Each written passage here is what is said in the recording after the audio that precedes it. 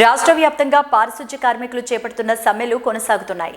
Gajuwaka municipal కార్యాలయం ఆవరణలో పారిశుధ్య కార్మికులు రాష్ట్ర ప్రభుత్వానికి వ్యతిరేకంగా నిరసన బాటపట్టారు. ఈ సందర్భంగా కార్మికులు ప్రతినిధులు మాట్లాడారు. రాష్ట్ర ముఖ్యమంత్రి జగన్మోహన్ రెడ్డి తమకు ఇచ్చిన హామీలను నెరవేర్చడంలో విఫలమయ్యారంటూ ఆరోపించారు.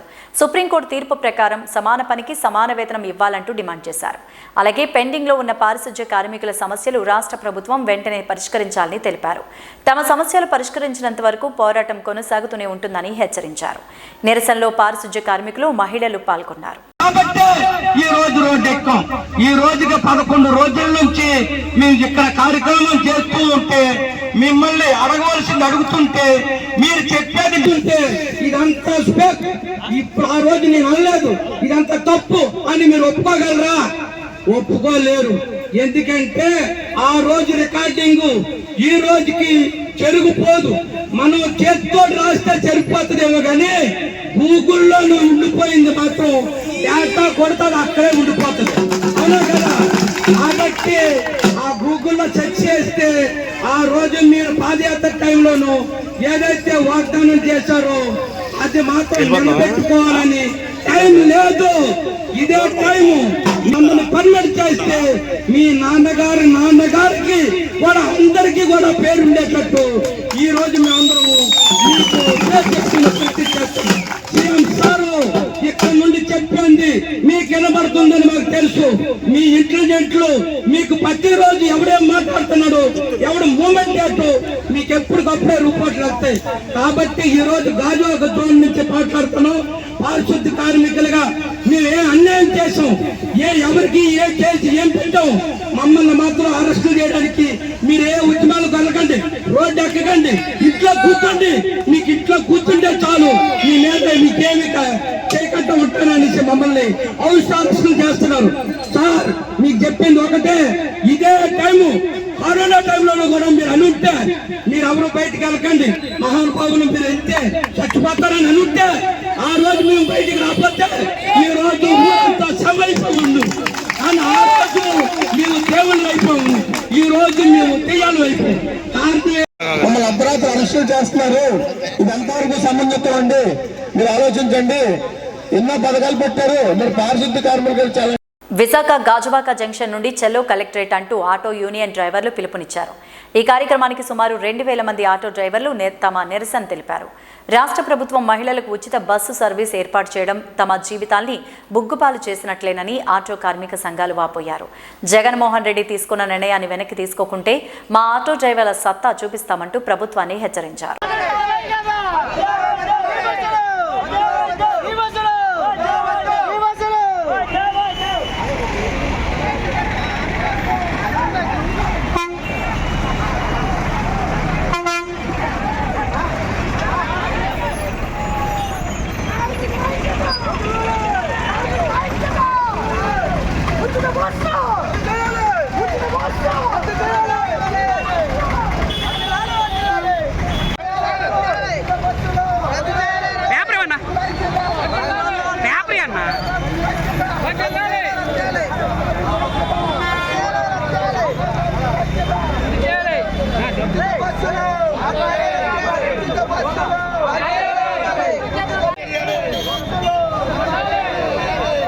సైడ్ లేకన్నా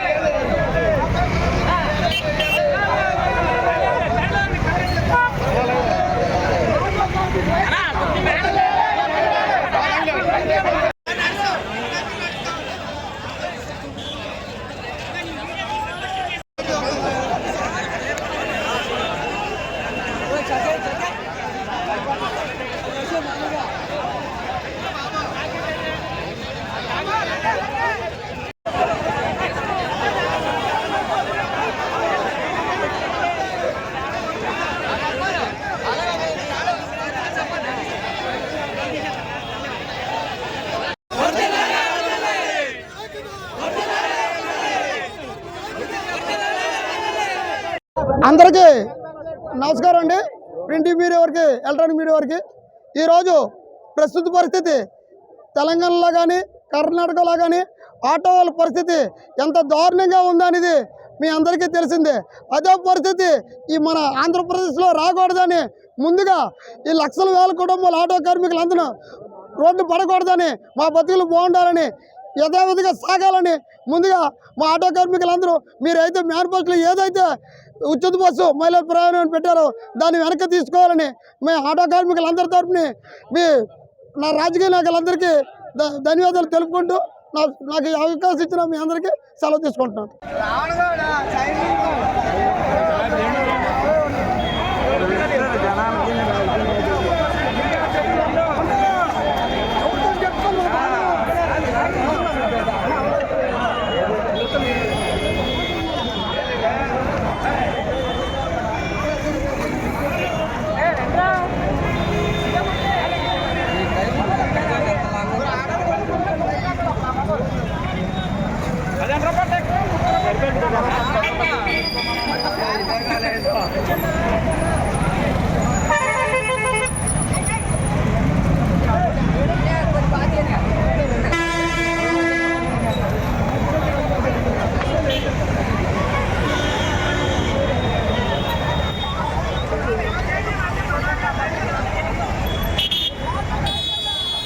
జనసేన పార్టీ మైలవరం మండల అధ్యక్షులు సేలం బ్రహ్మయ్యని మా కేనా channel regional coordinator Mattipalli Balakrishna అడిగిన ప్రశ్నకు సమాధానమిస్తూ జనసేన పార్టీ వ్యవస్థాపక అధ్యక్షులు కొణిదెల పవన్ కళ్యాణ్ ఆదేశాల మేరకు మైలవరం నియోజకవర్గ ఇన్ఛార్జ్ అక్కల రామ్మోహన్ రావు ఆధ్వర్యంలో మైలవరం మండలంలో 13 గ్రామ పంచాయతీల్లో 11 గ్రామ పంచాయతీలకు కమిటీలు వేశామన్నారు. అందులో మైలవరం గ్రామ పంచాయతీకి గజరాజు పద్మావతిని, చంద్రగూడానికి ఆయంచ శివరామ ప్రసాద్ని, పుల్లూరు 1కి ఎడ్ల మధుబాబుని, పుల్లూరు 2కు కర్నె రాంబాబుని నియమించారు. అలాగే మరుసుపల్లికి మోదుగు గాంధీని, పొందుగులకి పసుపులేటి నాగరాజుని, వెల్వడంకు ఆనం అభిషేక్ని నిర్వహించారు. గణపవరంకు తాళ్ల శివరామకృష్ణని, చంద్రాలనకు గుడదల నాగయ్యని, ఎదురుబీడెంకు వీర్ల పౌల్రాజుని, కీర్తిరాయనిగూడెంకు తోట మాధవరావుని నియమించారు. తోలుకోడునకు సుంకర సత్యనారాయణి గ్రామ పార్టీ అధ్యక్షులుగా మరికొంతమంది కమిటీ సభ్యులుగా నియమించామని వెల్లడించారు. వారిని రాష్ట్ర అధికార ప్రతినిధి మైలవరం నియోజకవర్గ ఇన్ఛార్జ్ అక్కల్ రామ్మోహన్ రావు ప్రకటించారని తెలిపారు. అందులో భాగంగా మీ మైలవరం మండలంలో ఎన్ని గ్రామాలు ఉన్నాయి? 28 గ్రామాలు ఉన్నాయండి. ఎన్ని పంచాయతీలు ఉన్నాయి? 13 గ్రామ పంచాయతీలు ఉన్నాయి. ఎన్ని పంచాయతీలకి మీరు గ్రామ కమిటీని నియమించారు? 11 పంచాయతీలకు వేసామండి. 11 పంచాయతీలకు. ఆ గ్రామాల పేర్లు, వారి యొక్క పేర్లు? మురిసిమెల్లి గ్రామానికి మోదుగు గాంధీ, ఓకే, ఎస్సీ కురవాడిని అధ్యక్షులుగా నియమించాము. అదేవిధంగా పుల్లూరు 1కి ఎడ్ల మధుబాబుని గ్రామాధ్యక్షులుగా నియమించాము. పుల్లూరు 2కి వచ్చేసి కర్నె రాంబాబుని నియమించాము. అదేవిధంగా చంద్రగూడెం గ్రామ పంచాయతీకి ఆయంచ శివరాం ప్రసాద్ గారిని గ్రామాధ్యక్షుడిగా నియమించాము. మైలవరం టౌన్కి వచ్చేసి గజరావు పద్మావతి గారిని గ్రామాధ్యక్షులుగా నియమించాము. అదేవిధంగా పొందుగల గ్రామంలో పసుపులేటి నాగరాజు గారిని నియమించాము గ్రామాధ్యక్షులుగా. వెల్లడం గ్రామానికి వచ్చి ఆనం అభినేష్ని గ్రామాధ్యక్షులుగా నియమించాము. గణపవరం గ్రామంలో తాళ్ళ శివకృష్ణ గారిని గ్రామాధ్యక్షులుగా నియమించాము. చంద్రాల గ్రామానికి వచ్చి నాగయ్య గారిని గ్రామాధ్యక్షులుగా నియమించాము. అదేవిధంగా పోరాట నగర్ ఎదురుబీడానికి సంబంధించి పౌలరాజు గారిని గ్రామాధ్యక్షులుగా నియమించాము. అదేవిధంగా తోలుకోడు గ్రామానికి వచ్చి సుంకర సత్యనారాయణ గారిని నియమించాము. కీర్తిరాయనగూడెం గ్రామ పంచాయతీకి వచ్చేసి తోట మాధవరావు గారిని గ్రామాధ్యక్షులుగా నియమించాము.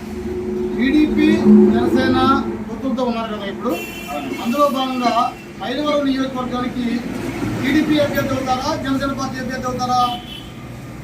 మా అభిష్టం మేరకు, ఇక్కడ ఉన్నటువంటి జనశ్రేణుల అధిష్టానం మేరకు జనసేన పార్టీకి ఇస్తే ఖచ్చితంగా మైలవరం నియోజకవర్గంలో విజయం సాధిస్తామని చెప్పి తెలియజేస్తా ఉన్నాం. ఏదైతే పవన్ కళ్యాణ్ గారి నిర్ణయం ఉంటుందో దానికి కట్టుబడి మేము పనిచేస్తాం. టీడీపీకి ఇచ్చినా, జనసేన పార్టీకి ఇచ్చినా సరే, ఏ పార్టీకి ఇచ్చినా కలిసికట్టుగా పనిచేస్తాం. విన్నారు కదా, మరి మండల అధ్యక్షులైనటువంటి జనసేన పార్టీ మండల అధ్యక్షులైనటువంటి సేలం బ్రహ్మయ్య గారి మాట ప్రకారం మరి మండలంలో 28 గ్రామాలకు గాను 13 గ్రామ పంచాయతీలకు గాను 11 చోట నియమించడం జరిగిందని, మరి రాబోయే రోజుల్లో నియోజకవర్గంలో మా జనసేన పార్టీ అభ్యర్థి ఇస్తే బాగుంటుందని ఆశిస్తున్నారు. మట్టిపల్లి బాలకృష్ణ, రీజనల్ కోఆర్డినేటర్, కేనా. విద్యార్థులకు సంస్కృతి సాంప్రదాయాలను అందించాలని నగర మేయర్ గులగాని హరివెంకట కుమారి అన్నారు.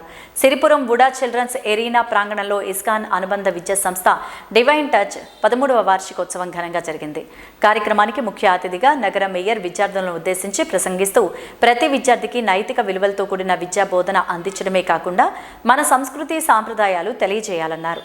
తల్లిదండ్రులు చదువుని నేర్పించడమే కాకుండా పిల్లల యొక్క మనస్తత్వాన్ని తెలుసుకొని తద్వారా చక్కని బాటలు వేయాలన్నారు. డివైన్ టచ్ పాఠశాల ప్రిన్సిపల్ నేహాదాస్ మాట్లాడుతూ డివైన్ టచ్ పాఠశాల ద్వారా విద్యార్థులందరికీ చక్కని విద్యా బోధన చేస్తున్నామన్నారు.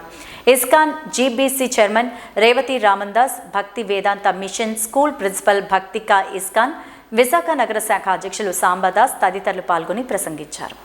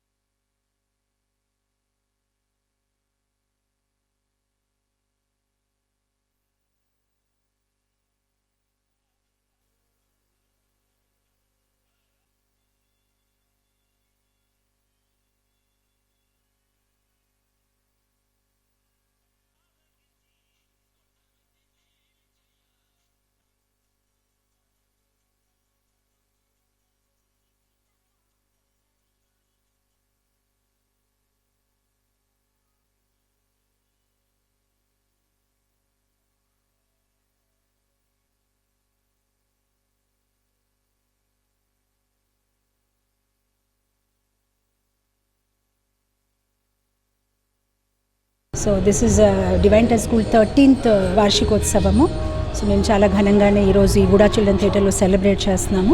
ఇక్కడ భాగంగా cultural programmes and quiz competitions and అలాంటి ఎన్నో ప్రోగ్రామ్స్ ఆర్గనైజ్ చేయడం జరిగింది. ఈ స్కూల్లో మన నర్సరీ నుంచి క్లాస్ 7 వరకు పిల్లలు చదువుతున్నారు. మన స్కూల్లో స్పెషాలిటీ ఏంటంటే విలువతో కూడిన ఎడ్యుకేషన్ అనమాట, వాల్యూ ఎడ్యుకేషన్ మనం ఇస్తూ ఉంటాము. పిల్లలకి apart from education karate, music, dance, singing, stitching, cooking లాంటి ఎన్నో యాక్టివిటీస్ యోగాతో సహా వాళ్ళకి నేర్పిస్తున్నాము. ఇక్కడ పిల్లలకి ఎగ్జామ్స్ ప్రెషర్ పెట్టకుండా న్యాచురల్గానే ఒక మంచి అట్మాస్ఫియర్, లవ్ అండ్ అఫెక్షన్తో వాళ్ళు చాలా చక్కగా గ్రో అవుతున్నారు. సో ఇక్కడ ఈరోజు సాయంత్రము మన పిల్లలు ఒక టాలెంట్స్ చూస్తాము. వాళ్ళు ఆల్ ఓవర్ ఇండియాలో ఏదైతే మన ఇండియన్ కల్చర్ ఉంది, డిఫరెంట్ స్టేట్స్ ఆఫ్ ఇండియా ని రిప్రజెంట్ చేస్తూ మణిపూర్ నుంచి గుజరాత్ వరకు, కాశ్మీర్ నుంచి కన్యాకుమారి వరకు డిఫరెంట్ కల్చర్స్ని రిప్రజెంట్ చేస్తూ ఈరోజు డాన్స్, డ్రామా, రామాయణ్, మహాభారత్ మీద బ్యాలేసు, సంస్కృత్ శ్లోక రెసిటేషన్స్, కరాటే ప్రజెంటేషన్స్ అని ఎన్నో కార్యక్రమాలు ఈరోజు పిల్లలు చేస్తూ ఉంటారు.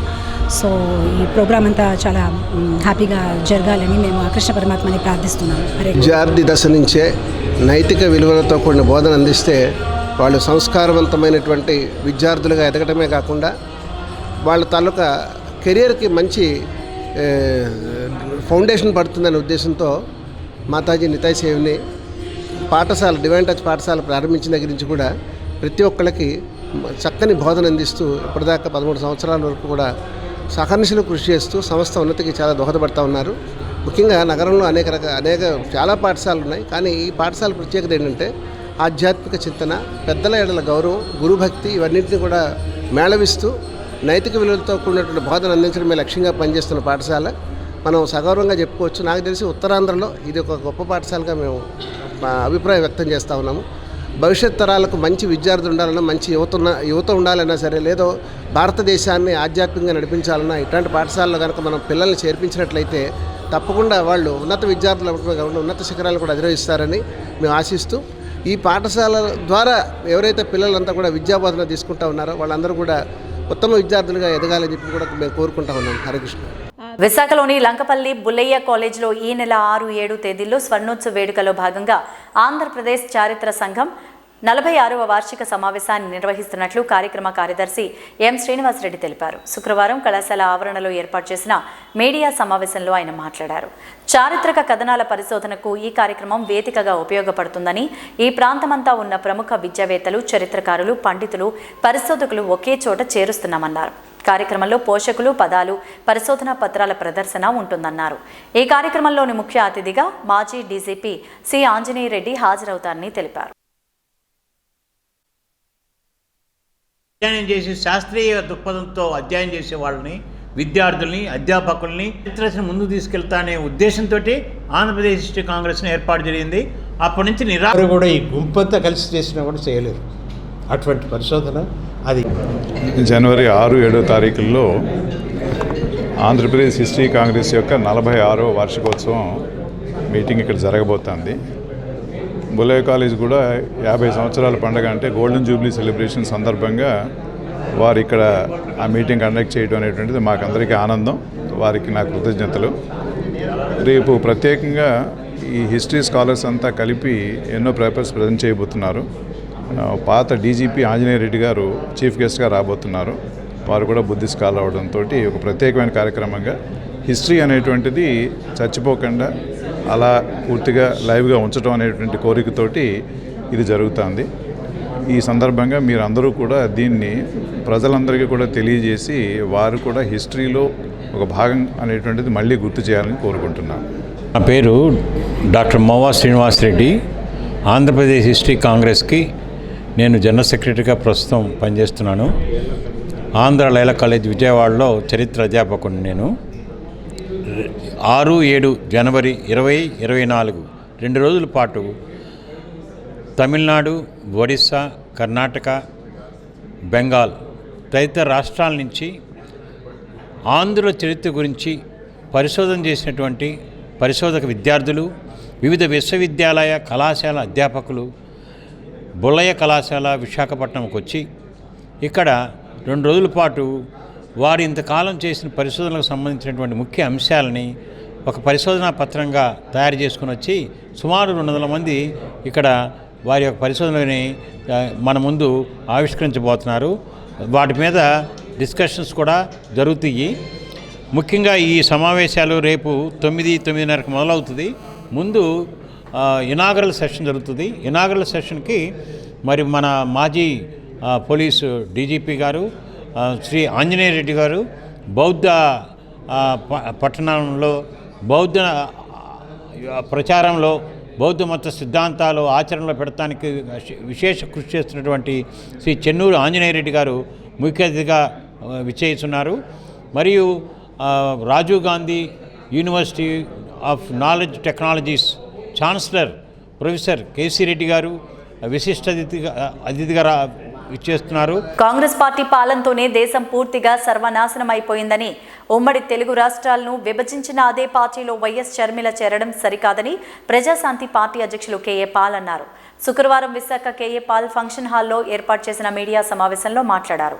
గతంలో చిరంజీవి, సోనియా గాంధీ ఇచ్చిన పదవులు, ప్యాకేజీ తీసుకొని ప్రజారాజ్యాన్ని కాంగ్రెస్లో విలీనం చేశారని, ఇప్పుడు షర్మిల తన పార్టీని కాంగ్రెస్లో విలీనం చేశారని, రాష్ట్ర ప్రజలెవరూ కాంగ్రెస్కు ఓటు వేయొద్దని పాల్ కోరారు. కొడుకు రాజశేఖర్ రెడ్డి గారు నాకు బాగా పరిచయాలు గనక వాళ్ళ ఆత్మతో నేను కమ్యూనికేట్ చేయడానికి ప్రయత్నించాను. అంటే రాజారెడ్డి గారు, రాజశేఖర రెడ్డి గారు ఈరోజు బ్రతికుంటే షర్మిలాని ఏ విధంగా అడ్డుకునేవారు అన్న విషయం నాకు బయలుపడింది. రాజకీయాలు అంటేనే అతి దరిద్రం, మోస్ట్ కరప్షన్. అసలు ఇంత దరిద్రం అయిన రాజకీయాలు 200 దేశాల్లో మన దేశంలో తప్ప ఇంక ఏ దేశాల్లో ఇంత డెమోక్రసీ పేరు మీద ఇంత ఘోరమైన దుస్థితికి రాజకీయాలు చేరుకుంటాయి అని నేను అనుకోలేదు. నిన్నట రోజున రాజారెడ్డి గారు, రాజశేఖర రెడ్డి గారు ఆత్మ తీవ్రంగా ఘోషిస్తుంది. ముఖ్యంగా వైఎస్ రాజశేఖర రెడ్డి గారి పేరిట షర్మిల పార్టీ పెట్టింది. దానికి ముందు జగన్మోహన్ రెడ్డి గారు పార్టీ పెట్టారు. కాంగ్రెస్ నుంచి బయటకు వచ్చి పార్టీ పెట్టి గెలిచిన వాళ్ళు 3000లో 3. అక్కడ మహారాష్ట్రలో శరద్ పవార్, వెస్ట్ బెంగాల్లో మమతా బెనర్జీ, ఇక్కడ సౌత్లో జగన్మోహన్ రెడ్డి గారు. కాంగ్రెస్ ఎంత దుష్ట పార్టీ అంటే ఎవరిని బ్రతకనివ్వదు, బయటకు వచ్చిన వాళ్ళకి నరకం చూపిస్తుంది. అసలు రాజశేఖర్ రెడ్డి గారు విశాఖలోని అన్ని వార్డుల్లోని నాయకులు కార్యకర్తలు సమన్వయం చేసుకుంటూ పార్టీ బలోపేతానికి తన వంతు బాధ్యతగా కృషి చేస్తానని జనసేన నగర అధ్యక్షులు సిహెచ్ వంశీకృష్ణ శ్రీనివాస్ యాదవ్ అన్నారు. శుక్రవారం తన కార్యాలయంలో ఏర్పాటు చేసిన మీడియా సమావేశంలో ఆయన మాట్లాడారు. సంక్రాంతి పండుగ తర్వాత అన్ని వార్డుల్లోని నాయకులతో ప్రత్యేక సమావేశాలు ఏర్పాటు చేసి ప్రజా సమస్యలపై పోరాటాలు చేయడంతో పాటు పార్టీని మరింత అభివృద్ధి పథంలో నడిపించే విధంగా యాక్షన్ ప్లాన్ రూపొందిస్తామని తెలిపారు. విశాఖ తూర్పు నియోజకవర్గం టీడీపీ జనసేన ఉమ్మడి సీటును ఏ అభ్యర్థికి ఇచ్చినా వారితో కలిసి పనిచేస్తామన్నారు. కార్యక్రమంలో జనసేన కార్పొరేటర్ పీతల మూర్తి యాదవ్తో పాటు పలువురు నాయకులు పాల్గొన్నారు.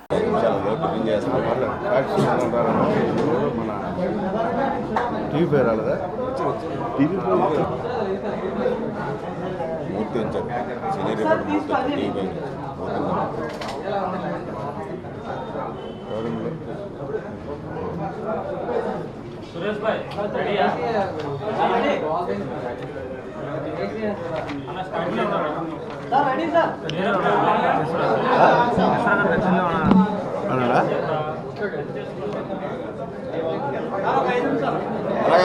విశాఖపట్నంలో ఉన్న ముఖ్య నాయకులు అందరినీ కూడా కలుపుకొని వెళ్ళి రానున్న రోజుల్లో పార్టీని ప్రతి ఒక్కరు కూడా భాగస్వాములు చేసుకొని ప్రతి ఒక్క నాయకుడిని ఇప్పటివరకు పనిచేసిన జన సైనికులను అందరినీ కూడా కలుపుకొని పార్టీని పూర్తి స్థాయిలో నేను బలవంతం చేస్తాను. గత పార్టీ పెట్టి నుంచి నేటి వరకు కూడా పార్టీకి పనిచేసిన ప్రతి ఒక్కరికి కూడా ఇంపార్టెన్స్ ఇస్తూ ఎవరికి ఎక్కడ సముచిత స్థానం కల్పించాలో కల్పించుకుంటూ ఈరోజు కళ్యాణ్ గారి యొక్క అంచనాలని పూర్తి స్థాయిలో జనాలు తీసుకెళ్తాం. కళ్యాణ్ గారి యొక్క ఆశయాలు, కళ్యాణ్ గారు అయితే ఏ గోల్తో అయితే పార్టీ పెట్టారో ఆయనకు అనుగుణంగా మేము పనిచేస్తూ ఆయన యొక్క ఆశయాల్ని ప్రజల్లోకి తీసుకెళ్ళి ఈ పార్టీని బలోపేతం చేయడమే లక్ష్యంగా మేము పనిచేస్తాం. తిరువూరులో 7వ తేదీ జరగనున్న తెలుగుదేశం పార్టీ భారీ బహిరంగ సభను విజయవంతం చేయాలంటూ మాజీ మంత్రులు దేవినేని కొల్లు అన్నారు. ఈ నెల 7వ తేదీ తిరువూరులో జరగనున్న రా కదలిరా పేరుతో జరగనున్న భారీ బహిరంగ సభను విజయవంతం చేసేందుకు ఎన్టీఆర్ జిల్లా మైలవరం నియోజకవర్గం ఇబ్రహీంపట్నం మండల కేంద్రం టీడీపీ కార్యాలయంలో సన్నాహక సమావేశం నిర్వహించారు. ఈ సమావేశంలో పాల్గొన్న మాజీ మంత్రులు దేవినేని ఉమామహేశ్వరరావు, కొల్లు రవీంద్ర, ఆలపాటి రాజేంద్ర ప్రసాద్, మైలవరం పరిశీలకులు దారు నాయక్ తదితరులు పాల్గొని మాట్లాడారు. ఈ నెల 7వ తేదీ నుంచి 29వ తేదీ వరకు 25 పార్లమెంట్ నియోజకవర్గాల్లో 25 భారీ బహిరంగ సభలు జరుగుతాయని, ముందుగా ఈ నెల 7న తిరువూరులో, 18వ తేదీన గుడివాడలో జరగబోతోందని వెల్లడించారు. ఈ బహిరంగ సభకు 1,00,000 నుంచి 2 లక్షల మంది వరకు పాల్గొంటారని తెలిపారు.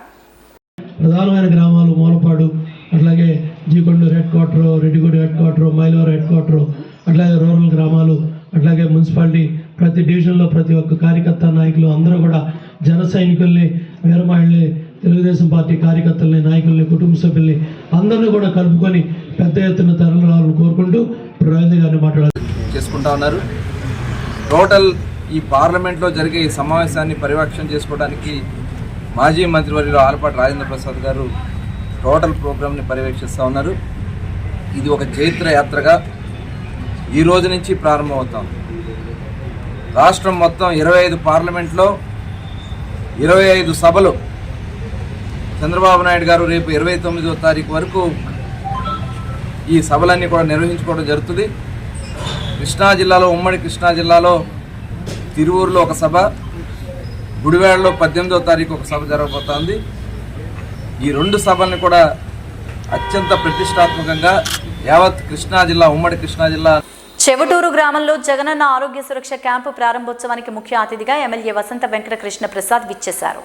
ఎన్టీఆర్ జిల్లా మైలవరం నియోజకవర్గం చేవటూరు గ్రామంలో మండల పార్టీ అధ్యక్షులు నెల్లూరు లీలా శ్రీనివాసరావు అధ్యక్షతన జరిగిన జగనన్న ఆరోగ్య సురక్ష కార్యక్రమం ప్రారంభోత్సవానికి అతిథిగా విచ్చేసిన శాసనసభ్యులు వసంత వెంకట కృష్ణ ప్రసాద్ మాట్లాడారు. ప్రజలందరికీ నాణ్యమైన వైద్యం ఉచితంగా అందించాలన్నది సీఎం జగన్ అన్న లక్ష్యమన్నారు. అందుకే వైఎస్ఆర్ ఆరోగ్యశ్రీ వ్యయ పరిమితి 25 లక్షలకు పెంచి చికిత్సల సంఖ్య ఏకంగా 3,257కు పెంచారన్నారు. కార్యక్రమంలో జడ్పీటీసీ, ఎంపీపీ, ప్రజాప్రతినిధులు, అధికారులు పాల్గొన్నారు. ఇప్పుడు రెండవ దిశ మళ్ళా ఇదే కార్యక్రమాన్ని కొనసాగింపుగా గతంలో ఏవైతే మందులు ఇచ్చి వైద్య సేవలు అందించారో వారికి ఉన్న స్థితిగతులు మళ్ళీ పరీక్షించి మళ్ళీ తదుపరి మందులు ఇవ్వడం, అవసరమైతే వైద్య పరీక్షలకు పైకి పంపించడం ఇవన్నీ జరుగుతాయి. ఇది జగన్మోహన్ రెడ్డి గారు పేద ప్రజలకి, వృద్ధులకి, రాష్ట్రంలో ఉన్న ప్రజానీకానికి వైద్య సేవలు ఖరీదైన తరుణంలో ఈ నిర్ణయాలు తీసుకొని గ్రామాల్లోనే చిన్న వాళ్ళకి వైద్య సేవలు అందించాలని, సకాలంలో వైద్య సేవలు అందించాలని చెప్పి ప్రయత్నం చేస్తా ఉన్నారు. ఇది చాలా అభినందనీయం. ఈ కార్యక్రమం వల్ల గ్రామీణ ప్రాంతాల్లో ప్రజల జీవన ప్రమాణాలు మెరుగుపడటానికి అవకాశం ఉంటుంది. అంతేకాకుండా ఏవైతే ఆరోగ్యశ్రీలో ఒక కుటుంబానికి చేసే వైద్యం లేకపోతే శస్త్రచికిత్సల ఖర్చు గతంలో 5 లక్షల వరకే పరిమితి ఉండేది. మొన్నటి నుంచే ఇటీవల దాన్ని 25 లక్షల రూపాయలకు పెంచడం జరిగింది. 1 సంవత్సర కాలంలో ఒక కుటుంబానికి అనారోగ్య కారణాలు కనుక అయితే ఈ ఆసుపత్రి పాలైతే 25 లక్షల రూపాయల వరకు ఉచితంగా వైద్యం అందుకోవడం కోసం ముఖ్యమంత్రి గారు నిర్ణయం తీసుకున్నారు. అలాగే ఏవైతే నవరత్నాల్లో భాగంగా పేదలందరికీ లేకపోతే అర్హత కలిగిన పెద్దలకి, వృద్ధులకి పెన్షన్ ఏమి ఇస్తున్నారో మన ఈ నెల నుంచి జనవరి నుంచి 3,000 రూపాయల పెన్షన్ కూడా ఇవ్వడం జరుగుతూ ఉంది. ఈ రకంగా సంక్షేమ కార్యక్రమాల్లో పేదలందరికీ, ప్రజలందరికీ అండగా ఉండే దానికోసం నిరంతరం కార్యక్రమాలు చేస్తున్నారు. మరీ ముఖ్యంగా ఈ ఆరోగ్య సేవలకు సంబంధించిన కార్యక్రమాలు ప్రజలందరికీ చాలా ఉపయోగపడే కార్యక్రమాలు. మొదటి దిశ చాలా పూర్తి స్థాయిలో విజయవంతమైంది. రెండో దశలో చేస్తున్న ఈ కార్యక్రమాన్ని కూడా గ్రామ ప్రజలందరూ సద్వినియోగపరచుకోవాలని చెప్పి తెలియజేస్తూ ఈ కార్యక్రమానికి ఇచ్చేసినటువంటి